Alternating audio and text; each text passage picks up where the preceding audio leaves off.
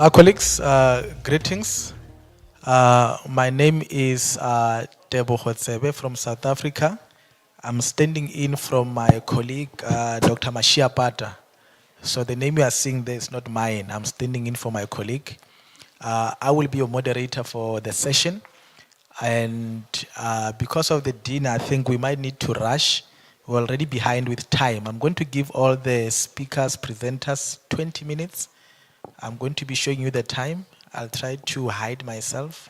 So, but if I start to push you, you know, Yeah, you've already pushed me.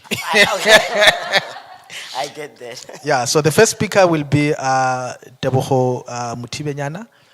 He will do the presentation, then after that we take the question. He will present on student engagement and empowerment, altars for enhancing student role in building sustainable society. Over to you, thank you.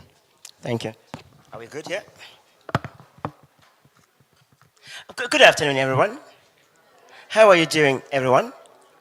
I'm very good. So, yeah, as said, my name is Teboho. I'll be presenting one of the sessions. Not very academic, but it'll make sense. Please come with me on this journey.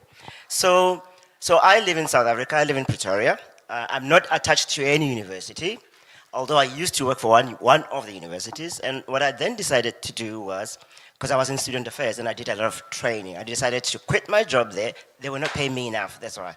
I decided to quit my job and do a lot of consulting. So it means, I was actually doing a count last night, out of the 26 universities that we have in the country, I've worked with about 16 of them. So I've got a fair sense of what happens in each of the universities, and I kind of see myself as playing the role of connecting everything and everybody. Now, over and above that, the other thing that I do is that because I do a lot of consulting work, I work with corporate South Africa. Um, and this is where my talk comes in. I'm trying to connect what happens with the graduates that we produce, where they go to, with where they are, which is where you guys are. You deal with developing them. But to what end are you developing them? Because, and this is what we're getting from employers. They are wondering, what is it that we do with students in the 4 years, the 5 years that they spend with us at university?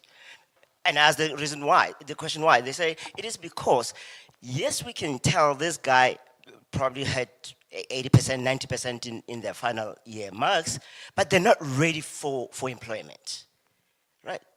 So technically they might be sound, it's a good engineer, doctor, but they lack those small little, what people call soft skills, and I don't like that word, what people call soft skills.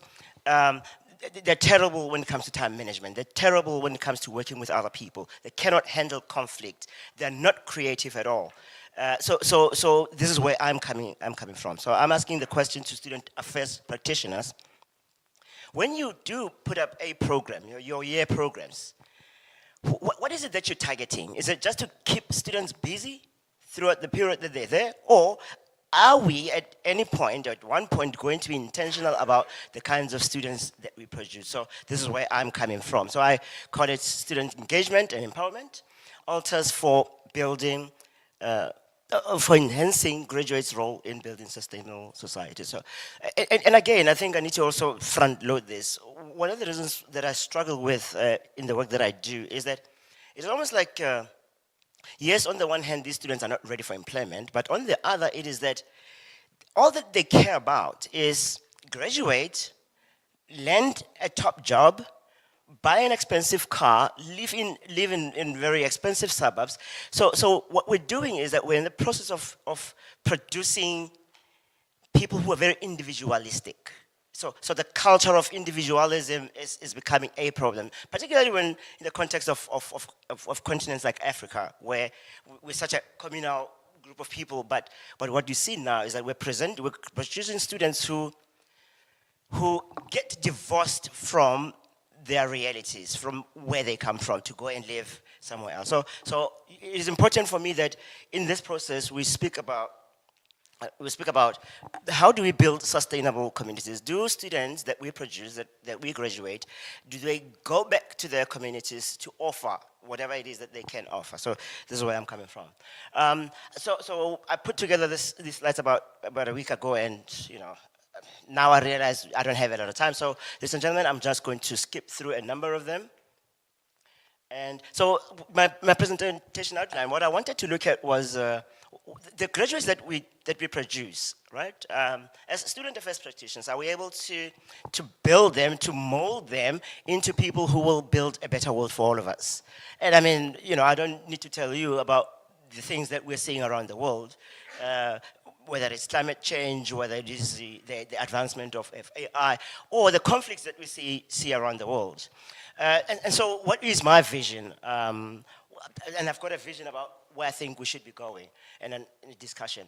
But to achieve that vision, I think what we need to be doing is to look at the importance of student societies in our universities, to look at creating on-campus bubbles. I call them bubbles, can we create safety nets for students? Safety nets that guarantee that they will graduate, right? So the last presentation, the lady who just made a presentation speaks about suicide. She speaks about high levels of alcohol consumptions in our universities. Can we protect students from such things? And of course, I also worry about, to what extent are we convinced that the programs that we put together for students are effective, right? So can we speak about the effectiveness of what is currently happening, and maybe on the back of that, we would be able to come up with better programs. And of course, my conclusion. As I said, I will go straight to. So this is what I've been doing now is introducing you to this what is on this side. So I'm going to move. It's not moving.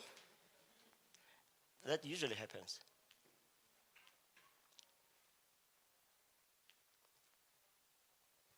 Are we good here? Way. So here's the deal. Many students at our institutions, when left to their devices, battle to cope and therefore to perform. They underperform. And this underperformance leads to very low graduation rates. Certainly in South Africa, we're struggling with improving the throughput.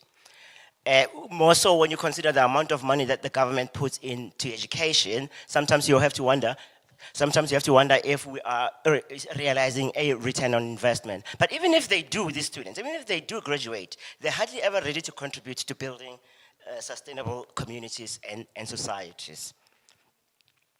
They battle to cope. And maybe one of the reasons why they are battling to cope, and I mean, I'm not going to talk about academic pressure, that's already been said, but maybe we need to look at the student support strategies, we might very well sitting here and think, well, what we're giving them is exactly what that they need, and what we're giving them is what is going to get them through to graduate. But perhaps we're a bit inadequate. Maybe this conference is a platform to review the whole notion. Deficient collaborative co-curricular. So you sit with academics, and academics have a belief that in actual fact they are responsible for graduating students.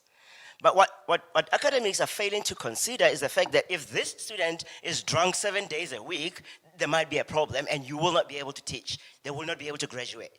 And so we've got very little collaboration between academics and student affairs practitioners. And I think again, we need to marry those two things.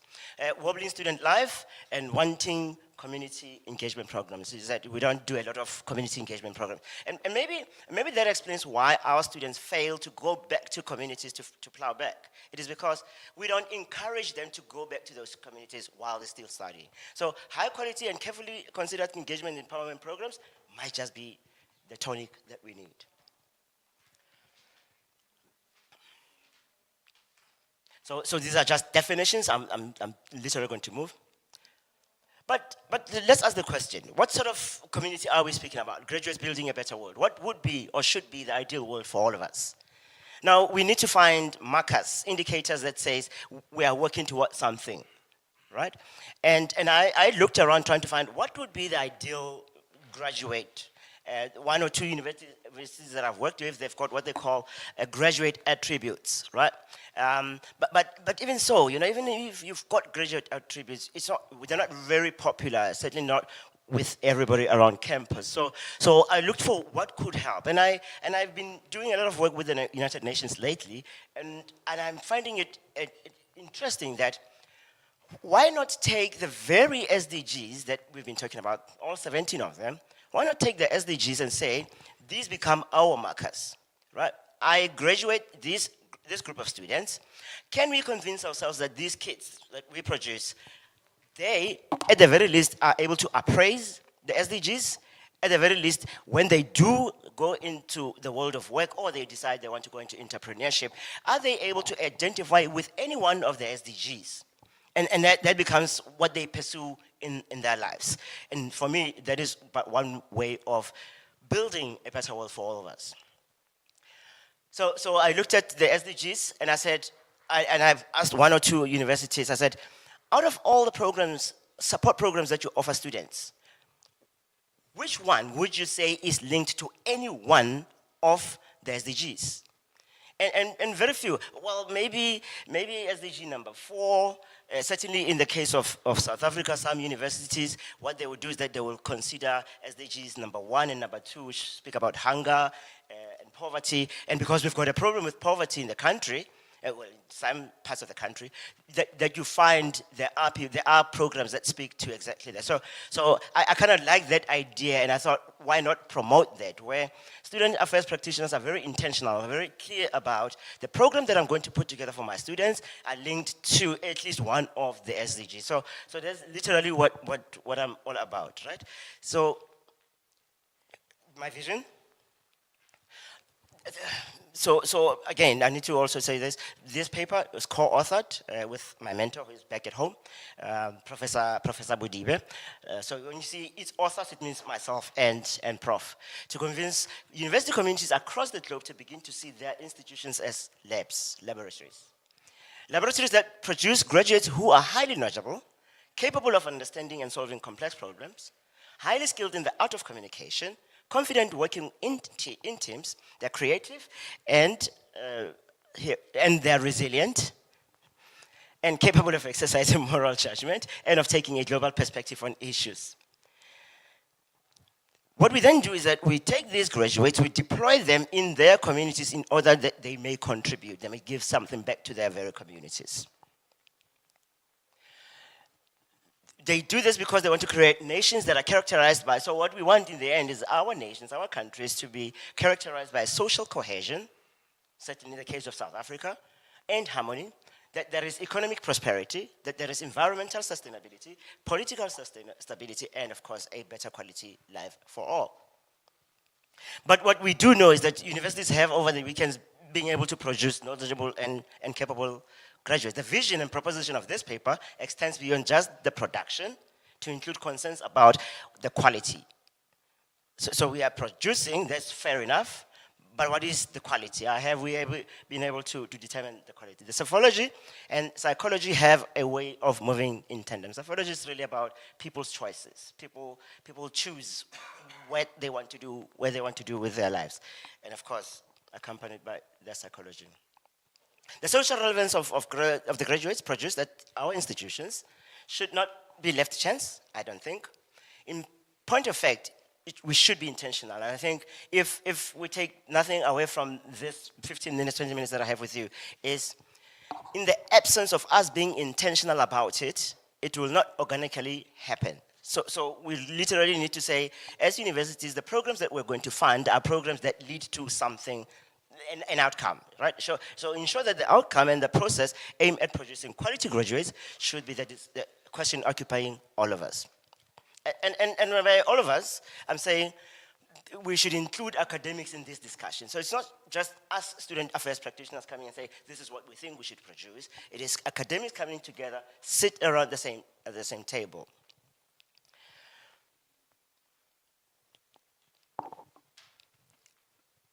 So student engagement and empowerment should be seen as campus-wide, in class and out of class. Student affairs practitioners concern themselves with out of class, academics concern themselves with in class. What we need is for these two people to begin to speak to one another. And what we also do know is that societies, at least in the case of South Africa, where government is responsible for a lot of funding, right? Government is responsible, they put in a lot of money, and this is taxpayers' money. So it means societies have an expectation that one, they will graduate and graduate on time, and two, that when they do graduate, they come back to get things done in communities. We must also answer the question, what are the identifiable attributes of students who complete an undergrad program? What is it that we see about them that we say, this we have produced, this was money well spent, a good return on investment? Those, of course, will be informed by different geodynamics. You know, the case in Africa might be totally different from the case in Asia or the Caribbean, or whatever the case may be, but context is everything.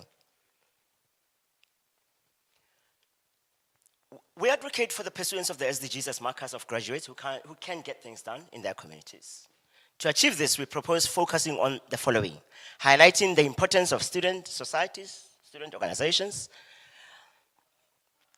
creating on-campus bubbles, and, of course, looking at the effectiveness of the programs that we provide students. In the process of making the attempt to understand learning as an integrated and transformative act, we must respond to the following question.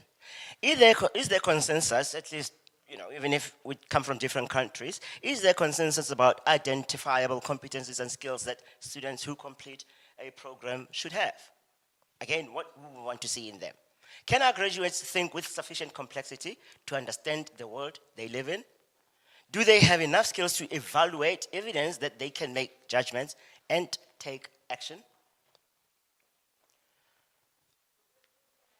Do they come out of the system, the university system, with a sense of self-knowledge of what they value and how they relate to other people, particularly people who are different from them? Do they have the skills to resolve conflicts effectively? These skills have been found to come in handy in the workplace and in relationships. So we also looked a lot at the work of Pascarella and Terenzini. I mean, the guys spent about 30, 40 years just studying what is it that college, university does to students, which of course speaks to, okay, my time is up.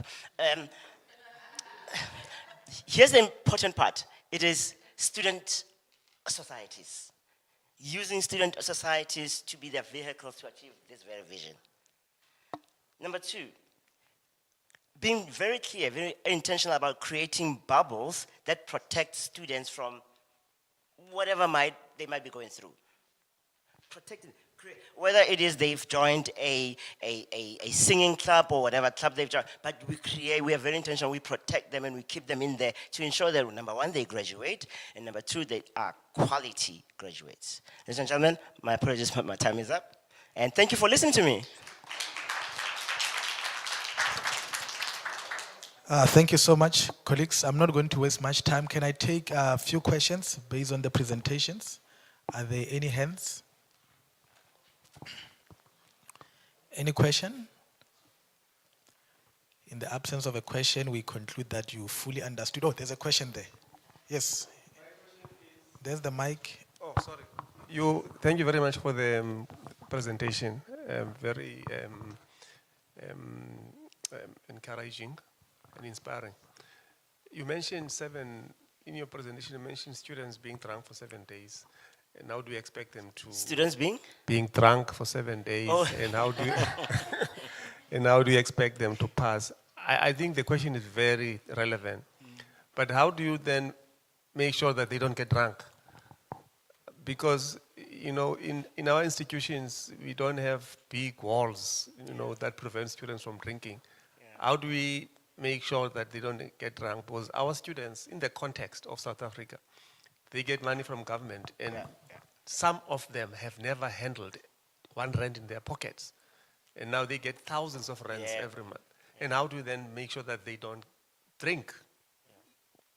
And I mean, you know, you raise the issue around the South African case of students who get funded by government, they get whatever money they get, and they use that money to get drunk.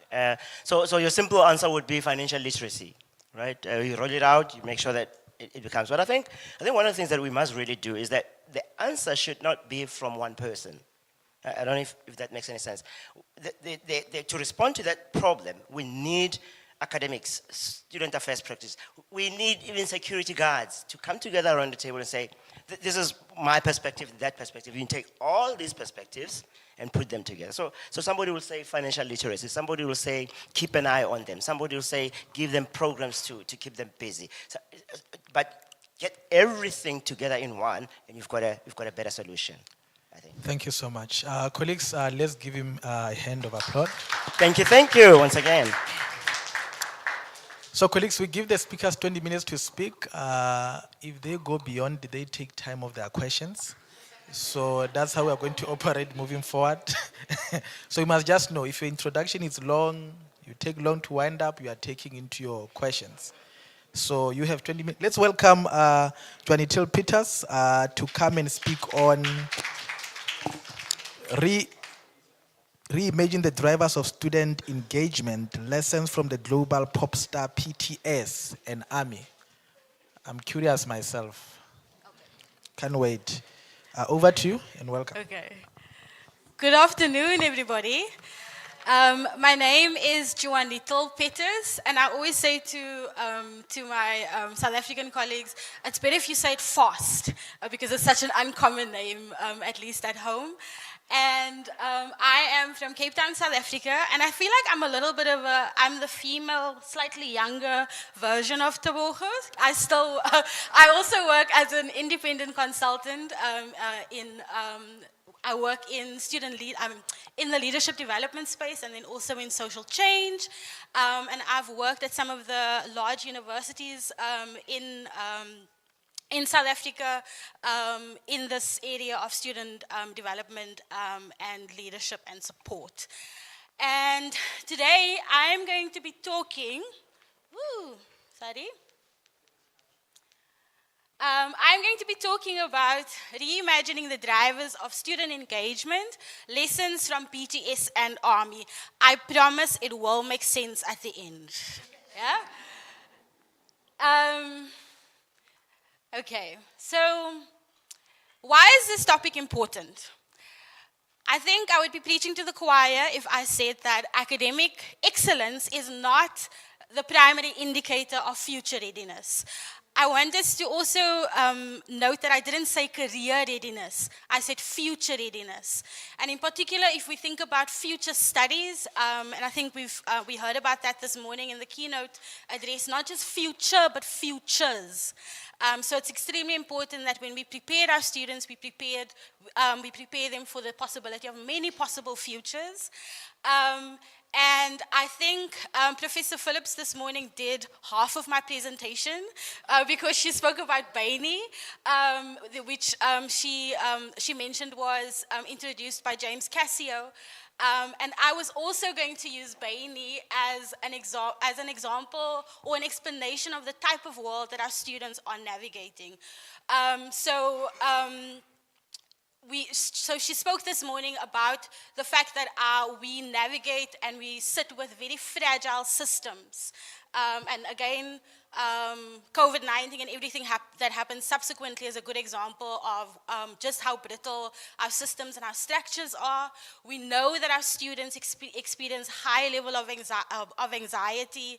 And when people keep saying that in 10 to 15 years, the jobs that we currently have will no longer exist, even the jobs that our students are currently enrolled and studying, guys, please. And studying for will potentially not exist. And I have a little bit of a problem with people saying that in front of students, because how must students receive that, especially when they are still studying? It's a bit like the professors in the beginning of your first year that tell you, look to your left, look to your right, the person on your left won't be there by the time you graduate. We don't need that. And in the same way, like I was saying, the world is non-linear. It's very difficult to connect outcomes with and be able to say that this is a logical way for things to happen. And there's so many examples of that out there. And finally, the world is incomprehensible. And I'm sure if I gave us 5 minutes, we would come up with 20 examples of just how incomprehensible the world is. So the question then is, are our programs and our interventions responding to the realities of this Baini world? And I'm also wanting to propose that if this world is so, let's call it bizarre instead of Baini, then perhaps our traditional methods for trying to understand what our students need and how we build our programs might not be as relevant and as accurate as we think it is. And it's a little bit to Tebogo's presentation as well about thinking about really interrogating the nature of our programs and if it's really speaking to the needs of our students. So what I am proposing is that we look at reimagining engagement from a pop culture perspective. I have always been interested since I started working in these fandoms. So people, like if you know Taylor Swift, you all know the Swifties, and Beyonce's Beehive, and then of course BTS and ARMY. And these fandoms are extremely loyal, very, very loyal. With the artists, they exercise a lot of influence. They have strong communities amongst themselves, and they are very, very action-orientated. And if you looked at my introduction slide, you will have seen that I am 100% a BTS army. So, of course, if I'm going to be speaking about pop culture perspective, I will speak about BTS. So BTS is a Korean pop group. For those that don't know, they were established in 2013. They are made up of 7 members, RM, Jin, Sugar, J-Hope, Jimin, V, and JK. And the armies in the room will appreciate the order in which I put it as well. And you can read some more about them there. And then ARMY is the BTS fandom, which was established in July 2013. I do want to say that armies are made up of millions of diverse people from all over the world. So I've met some our colleagues from the Philippines, and we've had some really lovely engagement around BTS, and we just met each other. And armies are highly engaged with BTS, with each other, and with the world around them. So this is the basis for my argument that we could perhaps learn something from the way that BTS engages with ARMY.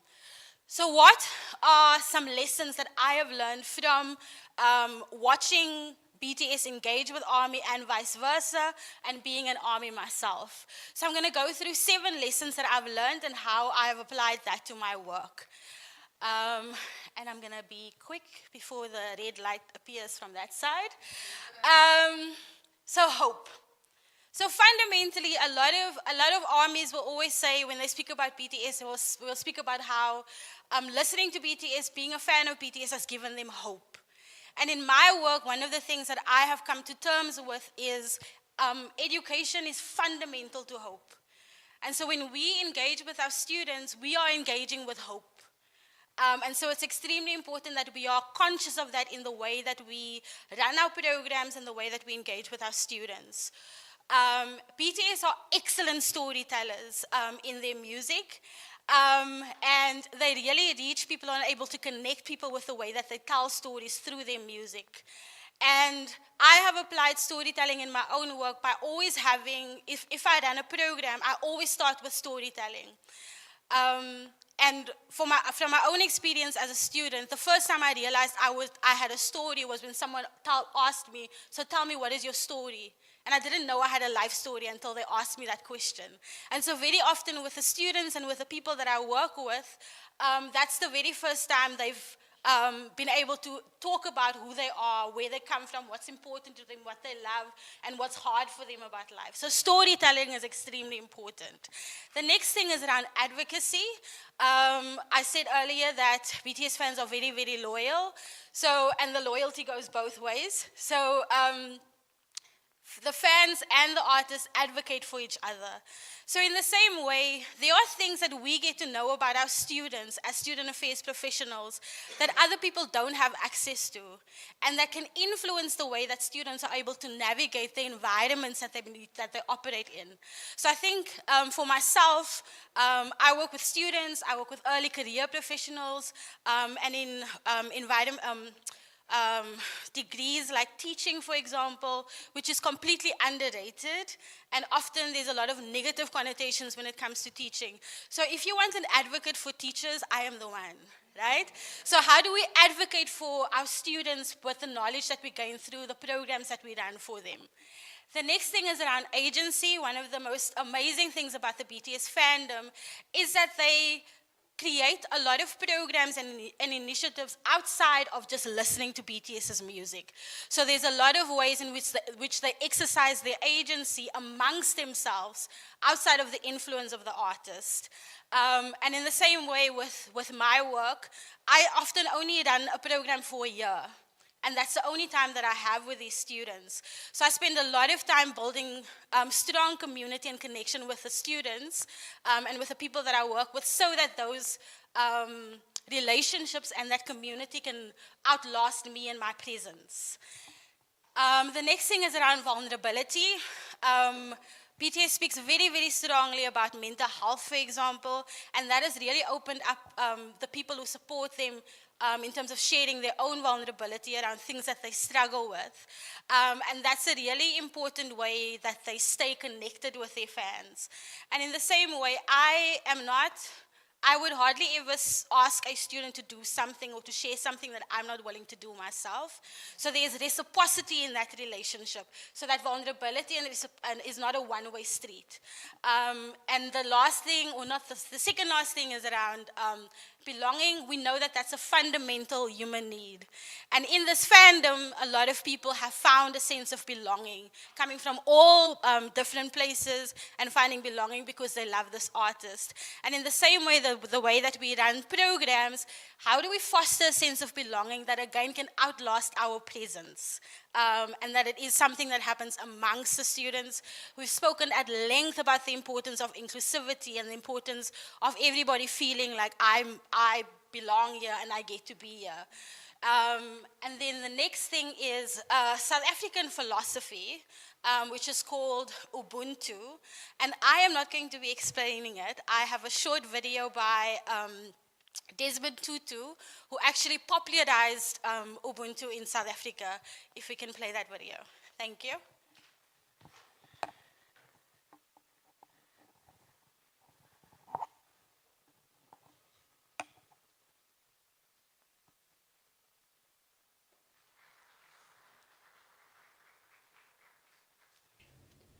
Africa is the birthplace of Ubuntu, the ancient spirituality of humanity's oneness with our Creator, the other, and nature.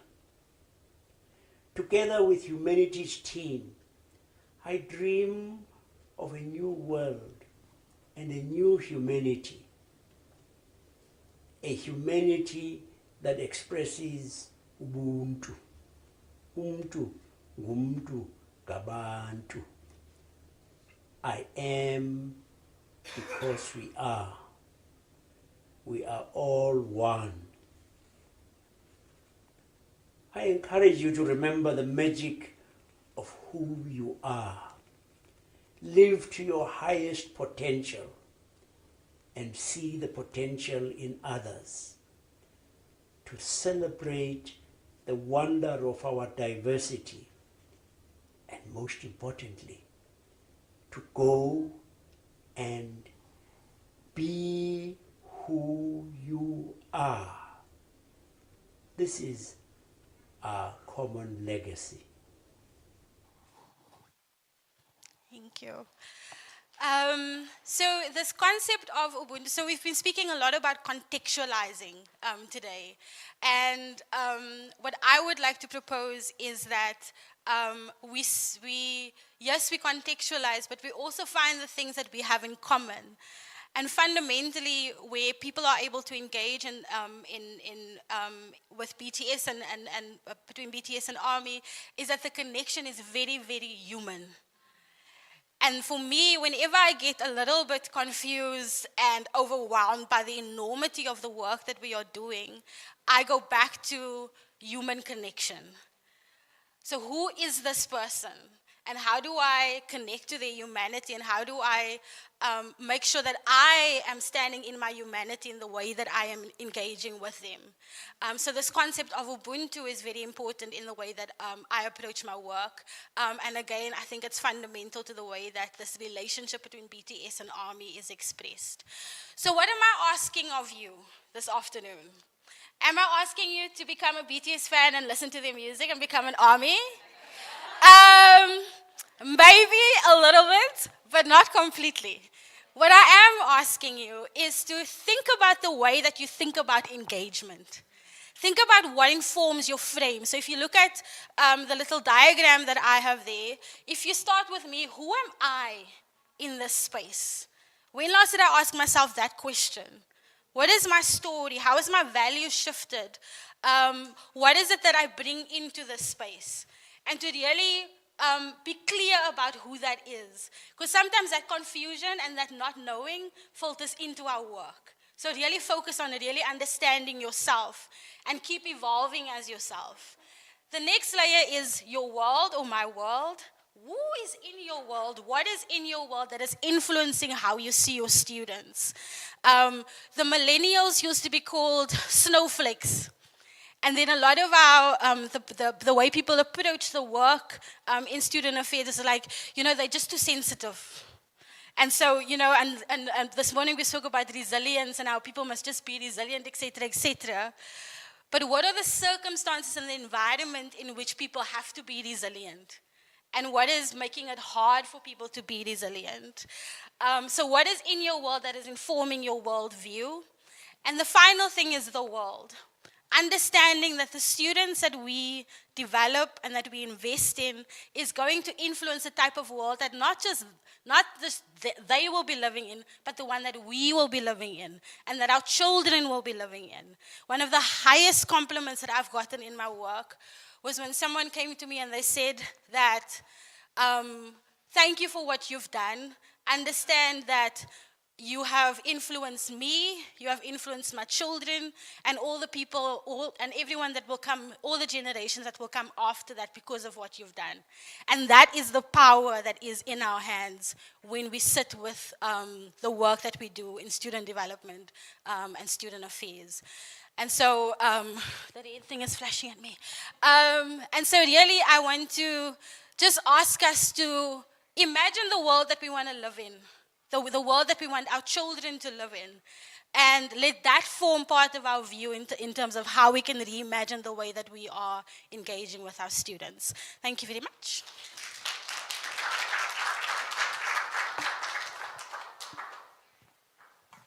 Thank you so much, colleagues.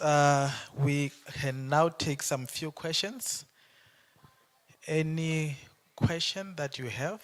You are not being asked to be a pop star, but just to reimagine. So any questions on that? Thrice, twice? Yes, there's a question there.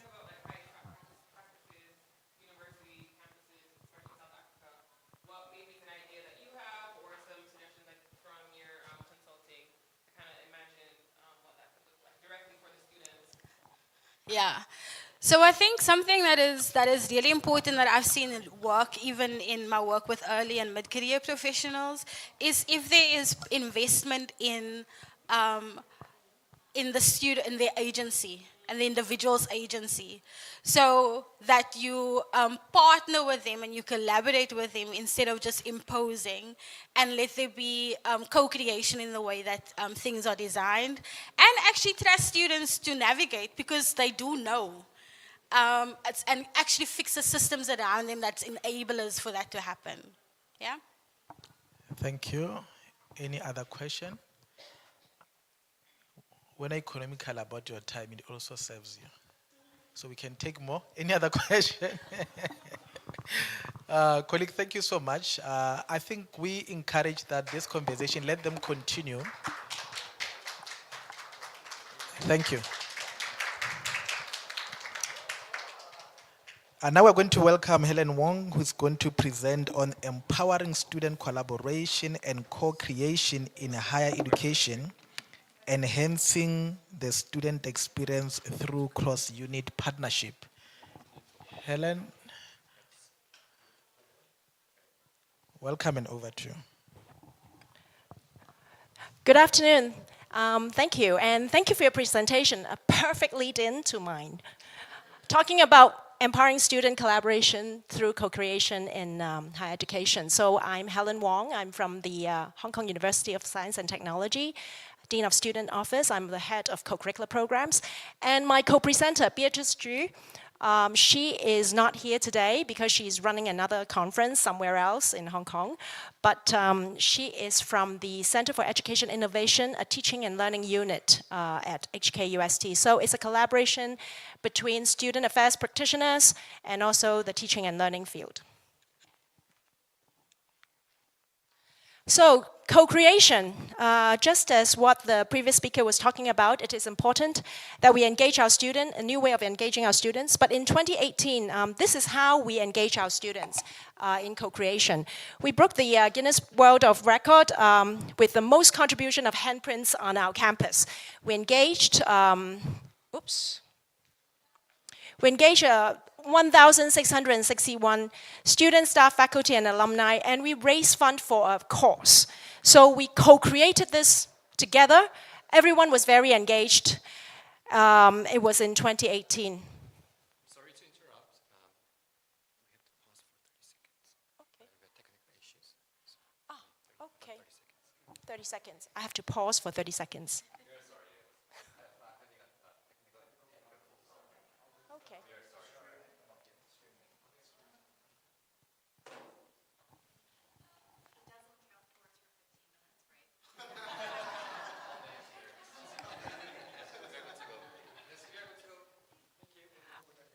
Okay, so we were involving our staff and faculty. We co-created this together for a common cause, supporting scholarship for students with financial aid. But then we met with a lot of challenges. Well, a lot of you mentioned about COVID, but in Hong Kong, I'm not sure if you're aware, we actually have the social movement right before COVID. So our campus was actually closed in 2019 of November. And then we were hit with COVID in 2020. So our campus was closed much longer than everyone else.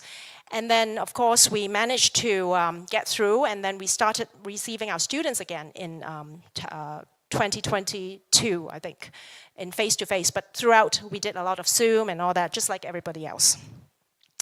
And what this challenge actually took away from us was the connection between us and our students. Virtual engagement was a challenge. I'm sure every one of you would have this experience of doing an online workshop, but facing a sea of black screens. And you don't know what you're talking about. You keep talking, and then you feel like, why am I doing this? But then trying to engage them, but there was no response, right? I know we all resonate on that. And on the other end, our students also lost their connection, and they were really isolated. So for HKUST, this is our Dean of Student, Professor King Chow, and he always reminded us that the Dean of Student Office is an education unit. What we need to do is we provide alternative pathways to our students and help them define their own paths. Just like what you previously mentioned. They need to know who they are in order to know where they fit into this world and how they can contribute. If they don't know and they're confused, it's going to be a mess, not just to them, it's also to the world, right?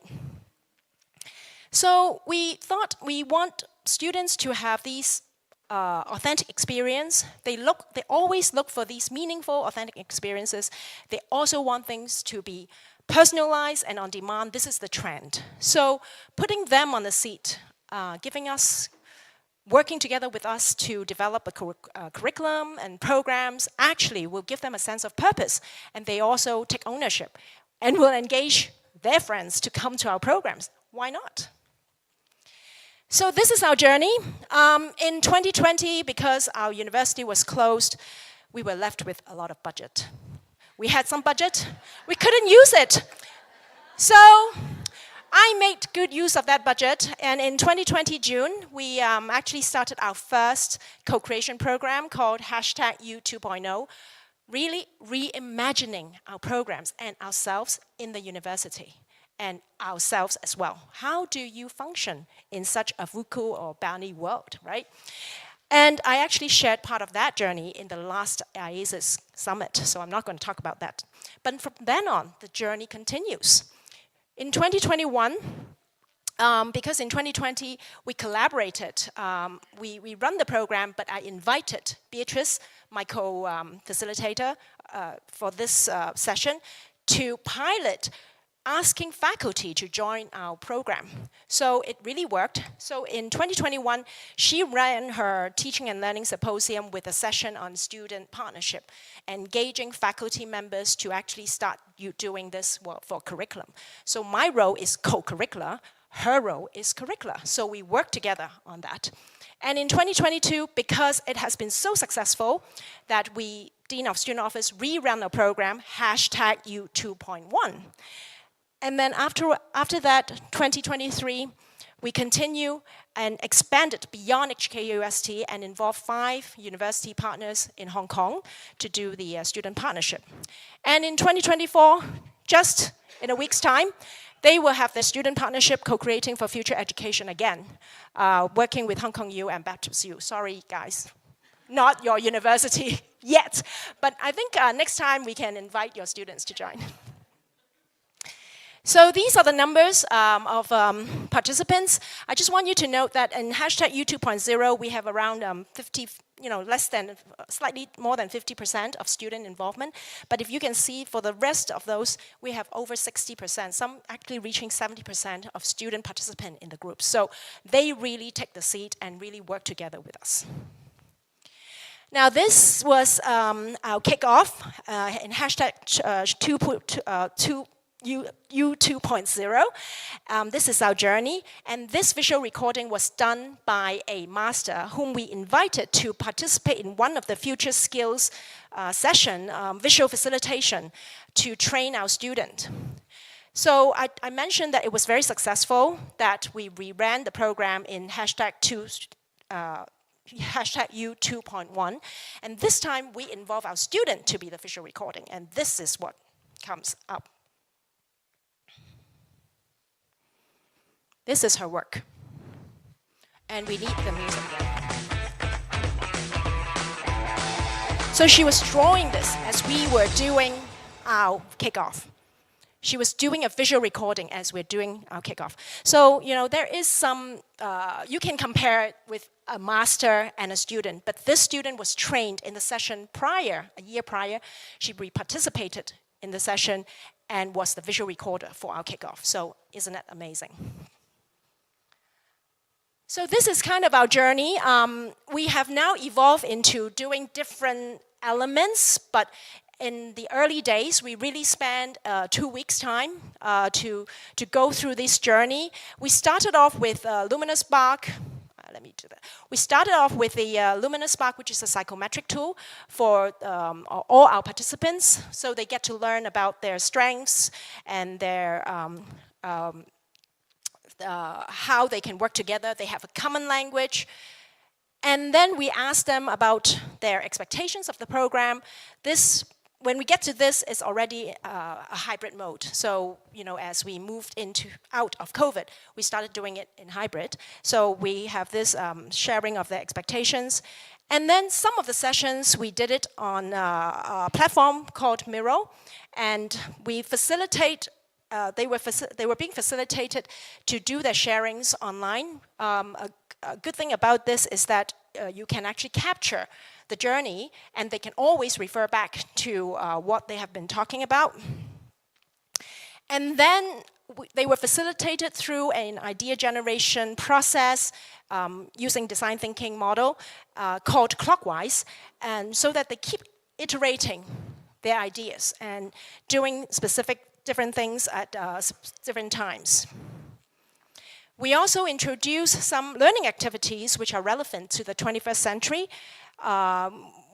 Sometimes we involve them in the SCG games. It's also a good team building activity. And also the box, which really challenge about their assumptions and the thinking, and helping them to realize what they are thinking about. And we engage facilitators. I think this is one of the key in the whole process is the facilitator throughout the process. And what we chose was we invited some third-party facilitators who can help us through the process. Of the process. Well, I think the most important thing is the word facilitate, because you could also say, how do you teach co-creation, or how do you instruct co-creation? And that's not how you do it. Our roles as facilitators and co-creators is to create a safe container where people can share their ideas, where the best ideas can float to the top without a sense of pride or ownership around where those ideas came from, and where we iterate and learn together. And that is definitely a facilitated process, not a taught process. So, in the end, actually, these are some of the products of our co-creation. After #U 2.0, actually 90% of the programs in my office were revamped. This is one of them. It's a community engagement program, and students and my staff co-created this change maker journey with the different elements. And then in the following year, we actually co-created one element of the journey, so that we keep iterating and keeping what it works and trying new programs. Also, the WALL-E project. Some of you were in the WALL-E presentation yesterday. This is the WALL-E program. The Community Builders is also a product of our co-creation. And we also work with, I also worked with an ocean science faculty, and we built this biodiversity map of HKUST, facilitating our students and our campus community to understand the environment of HKUST. Now, the beauty of this program was... So I'm going to play a video. This is the feedback from some of the faculty members. I think the beauty of this program was asking questions. We were repeatedly encouraged to keep asking each other questions targeted to the students. What are the needs of students right now? You know, what do you want to see in the activities, in the co-curricular programs that the university is offering? Okay, let's put some pressure on you. All right, so the deadline's coming. The favorite moment I have during the workshop is the last day, so we have the group presentation. This is my very first time I don't need to take the lead to present the project, okay? But one of the students in my group do it on behalf of the whole team. I can enjoy the moment. Never underestimate your students. Maybe it's a good chance to let them take the wheel. Then, of course, we also have our students. The process that I enjoy the most in this program is this teamwork experience, because before we actually start off this entire teamwork, we have this Lumina Spark learning process that we actually understand like what personality profile that we're in, and as well as our teammates. So this is to help us to avoid conflicts by understanding what our teammates needs and their personality traits. A program that helps you look at the big picture, then deconstruct it, and then put it back together again. So I chose the visual facilitation labs, and that's where we learn how to visually facilitate conversation, record ideas, and even share ideas. So in the journey, we actually train a lot of these future competencies or future skills to our students, and they can utilize it, and then we reimagine the future together. If you ask me, what are the success factor of keep doing this? I think one key success factor is to keep our student interested. Their word of mouth is very important. If they like the first program, they will keep telling their students to come back to the next one. So we were able to keep the student interested because they have ownership in the program and we run them. The other thing is, I think for my team, I really appreciate my staff because they are very open-minded. They are willing to take risk because when you run new programs, there's a lot of risk. And we also have the support from our supervisors, my dean of students. He is willing to take that risk together with us, knowing that sometimes new programs may not work, may not have the same kind of numbers that people are looking at, but we focus on the qualitative feedback from students, knowing that they are engaged, knowing that they keep improving it. I think that's important. And also, we have to be very cautious that if we have successful new programs, we need to have the courage to sunset successful programs in the past because it may not be relevant anymore. I think that is a journey that we still going on, and as my speaker comrade here, I really encourage you to rethink how you can engage your students and also be courageous enough to try new programs without worrying not hitting the numbers. Thank you very much.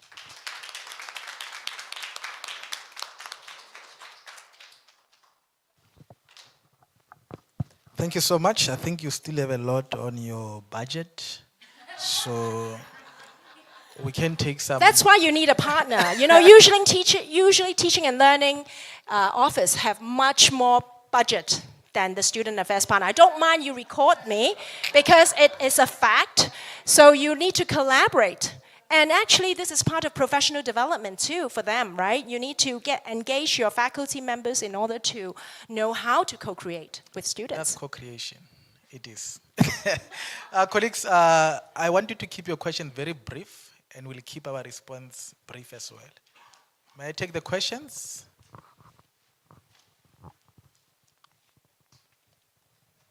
Questions? Was it that clear that you don't even want to ask? Wow, impressive. Thank you. Thank you so much. Yeah, colleagues, I encourage that when we leave here, just continue the conversation. We have dinner later. You can still meet, sit on the same table, and continue the discussion on how to further this partnership that we are here for in networking. Let me call now Christina Witkwocki from the United States, presenting on student experiences, thoughts, and feelings on campus hot topics. Wow, from pop star to hot topics. Very interesting session. Over to you. Thank you. Is this on? Yes? Yes. Great. So, hello, everybody. So, want to talk a little bit about student data around area of hot topics on campuses. And so specifically, I'll be talking about student experiences and perspectives around diversity, equity, and inclusion, alcohol and other drugs, mental health, and sexual violence prevention. So, great. So, lucky enough in late 2019, I get to work with a lot of campuses and national and international organizations to develop learning systems, to develop leadership development programming for organizations. We do a lot of online programming. And so we have a number of programs, Informed Decisions, which does alcohol and other drugs, Speak Up, which is sexual violence prevention, Recognize, Challenge, Change, which is around diversity, equity, and inclusion, Speak Up, Name Your Story, which is mental health, and then self-navigation, which is basically sort of leadership, general leadership development. What do they want to do? Where do they want to go? How do they build the systems and constructs to get them there? But we had a number of groups that said, all of these topics are great, but I don't want my students sitting through 5 or 6 hours of programming. What do you have? So we sort of combined a bunch of different things, and Foundations is the program that we developed in late 2019. And then in 2020, lots of campuses shut down.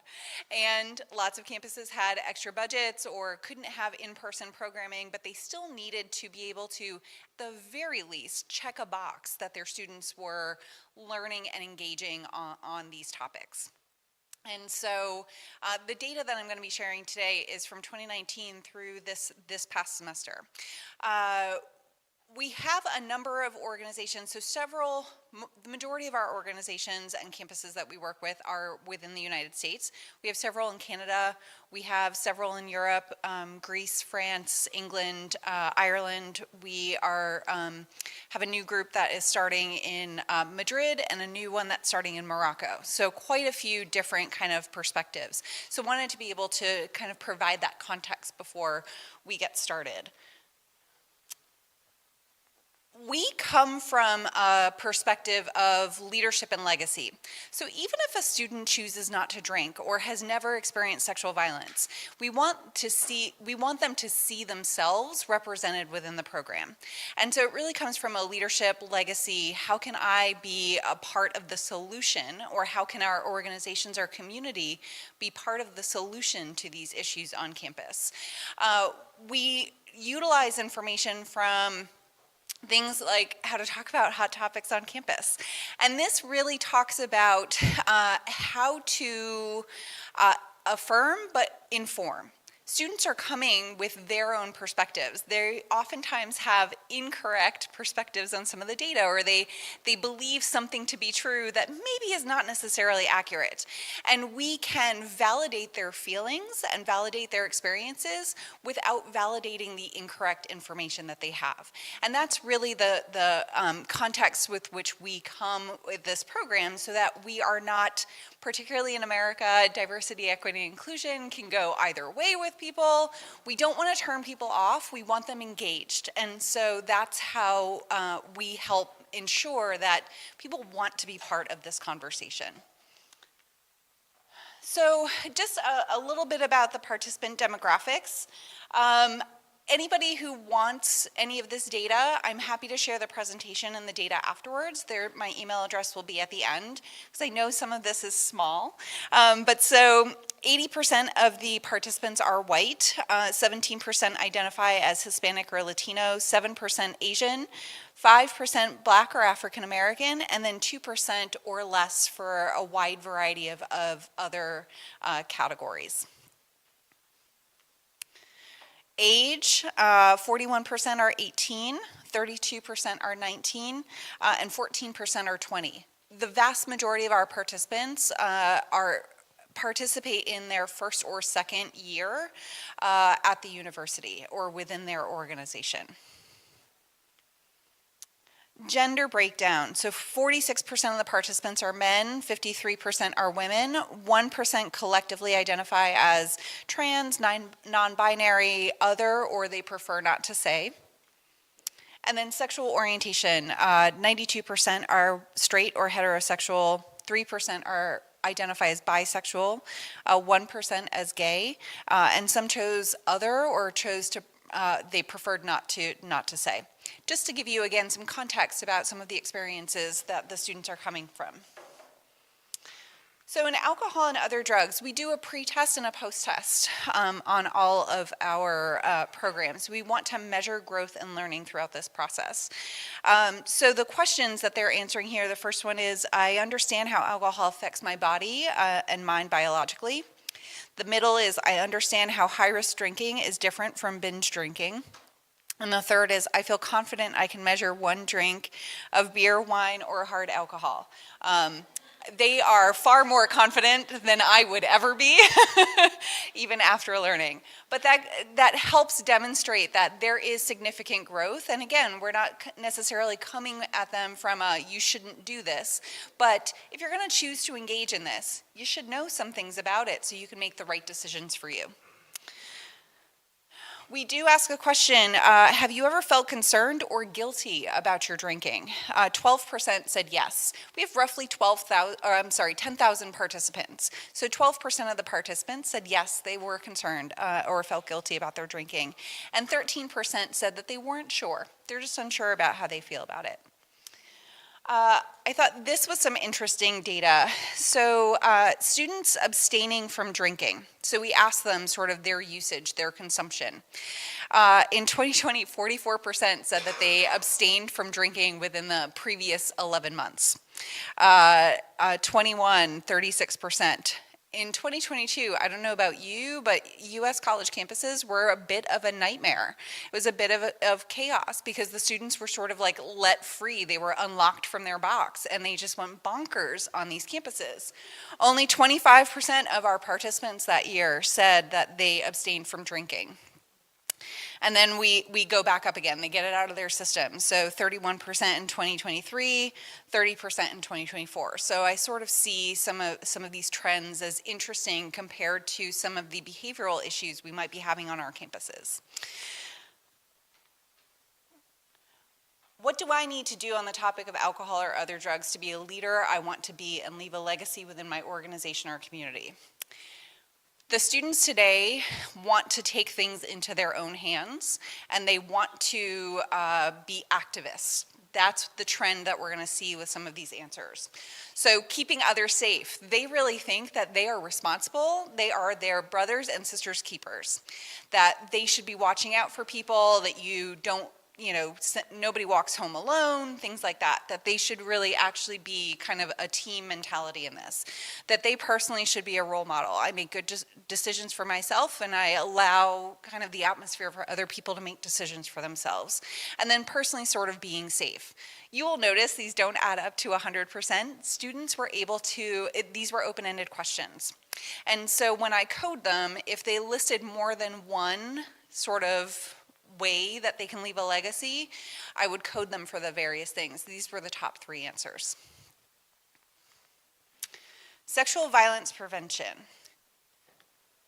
Here are our growth questions again. The first one is, I feel comfortable stepping in when I see somebody pressuring another person to leave a party with him or her. The middle one is, if someone comes to me saying that they've been sexually assaulted, I would know what to do next.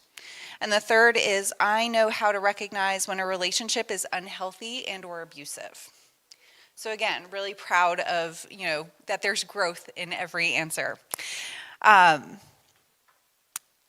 have been in an unhealthy relationship. 34% of our participants said yes. The middle one is, I have taken advantage of somebody sexually in the past. 5% said yes and 4% said unsure. And then the third one is, I have been taken advantage of sexually in the past. 21% said yes, which matches many of the statistics and numbers that we hear around sexual violence. And 5% said unsure.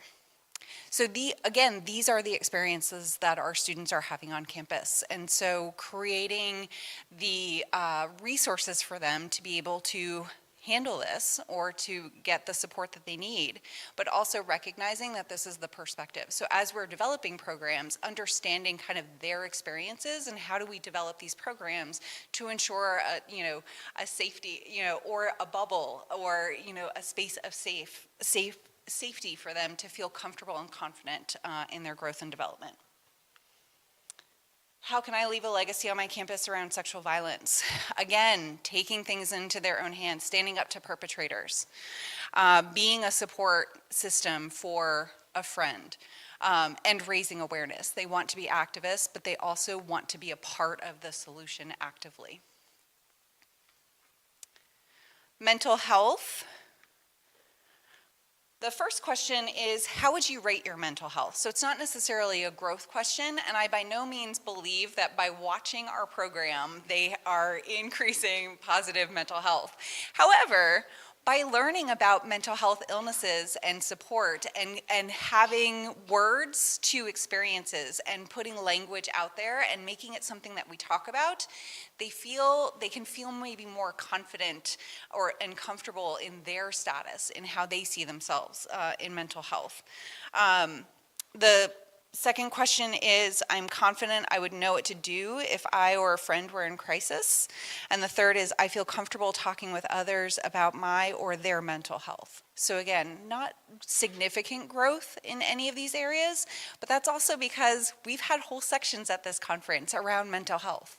This is a topic that we are far more comfortable talking about than we were several years ago. And the students are also more comfortable and knowledgeable about it as well. When I had mentioned sort of that rating of mental health, so pre and post, these are the different answers. Poor, 5% pre-test, 4% post. Fair, 24% versus 18 post. Good, 48% to 50% post. And then excellent, 23% pre and 28% post.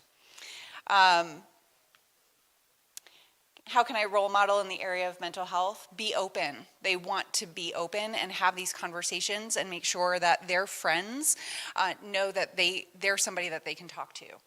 They want to be a support. Specifically, they want to be able to support their friends in finding resources in supporting their own mental health. And again, 10% they specifically want to raise awareness. And then diversity, equity, and inclusion. One of my favorite hot topics. I understand the differences between what diversity, equity, and inclusion stand for. I can define what privilege means in the context of race or ethnicity. I have personally reflected on my own privilege, huge growth in that area, because we're talking about privilege in the program, so they have to think and reflect about it. And I understand the effect of microaggressions and how word choice and language are powerful. We don't necessarily talk about things being politically correct or incorrect. We talk about, wouldn't you want everybody to feel like they belong? Wouldn't you want everybody to feel like they're welcome? There's power in language around that. And that's what we're talking about. We're not necessarily talking about not offending people or not hurting anybody's feelings. We want everybody to feel as if they have a place here. That's the context with which you should come from. How can we ensure our organizations and communities are an inclusive space, help us to be our best? So making sure that we are inclusive. How does that help us as individuals or our organizations or community be our best? That they really appreciate diversity, that they sort of recognize that there are different voices and they want to hear about those different perspectives. That they do want everybody to feel welcome. So that power of language is really important, and that they want to create a safe space so that not only do they feel safe and comfortable and confident, but they want others to feel that way too, kind of recognizing that that's where growth happens. When you feel safe, you can take chances, you can sort of, get outside your comfort zone. When you know you're going to be supported, you can ask different questions and maybe get different answers, and that's where that growth occurs. I know I'm about up. That is my email address, but I'll take questions.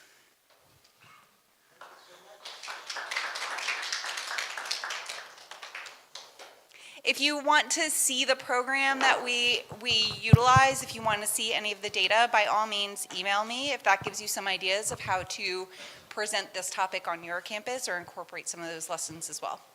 Thank you, Christine. I think a very important topic. Colleagues, questions? Can we see by the hand? Last session of the day.